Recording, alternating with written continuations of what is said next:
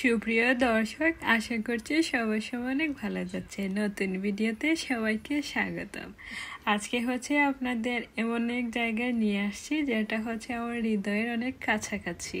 কারণ কি, যখনই সময় পাই আমি এই জায়গাতে চলে আসি।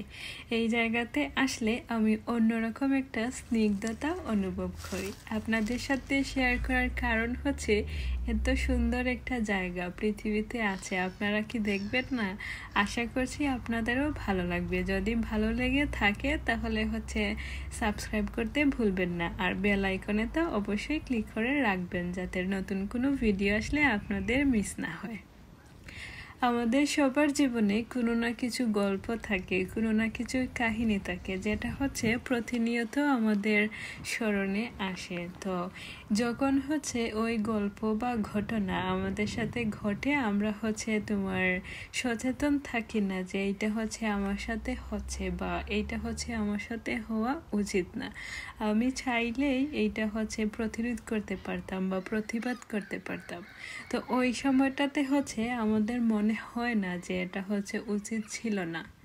একটা সময় পরে যখন ওই ঘটনা থেকে আমরা বিচ্ছিন্ন হয়ে যাই, তখন আমাদের মনে হয় যে আমার সাথে ওইটা উচিত ছিল না, বা আমাদের নিজেদের প্রতি আমাদের রাগ কাজ করে, অনুশোচনা হয়। তো এই জায়গাতে আসলে আমার কোনো কিছুই কাজ করে না। আমার ওই মানুষজনদের প্রতি আরো ভালোবাসা কাজ করে যে ওনারা যদি আমার সাথে ওইটা না করতো, বা আমার সাথে যদি ওই ঘটনা না ঘটতো, তাহলে এত সুন্দর জায়গা আমি কখনোই দেখতে পারতাম না। বা আমার কাছে মনে হয় যে যেটা হয়েছে ভালোর জন্যই। তবে আমাদের কারোর সাথেই খারাপ না হোক, এটা আমরা মনে না আনি। সবার সাথেই ভালো হোক।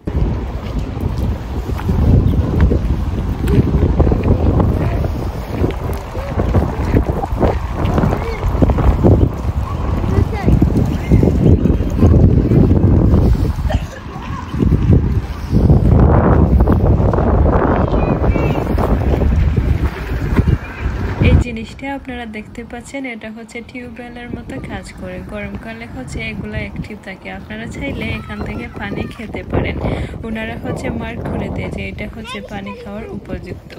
আমরা যখন মালমোতে ছিলাম, একটা পার্ক ছিল ভাতেন পার্ক। ভাতেন পার্কে আপনার পানি নিয়ে খেলা যেত, আর গেলে যে আপনার কি বলে, সাউনা বলে সুইডিশে মনে হয়, ওই রকম একটা অনুভূতি হতো। আপনারা আমার চ্যানেলে চাইলে শর্টস দেখতে পারেন। শর্টসে আপনারা লিখবেন হিলিয়া বাতেন পার্ক মালমো।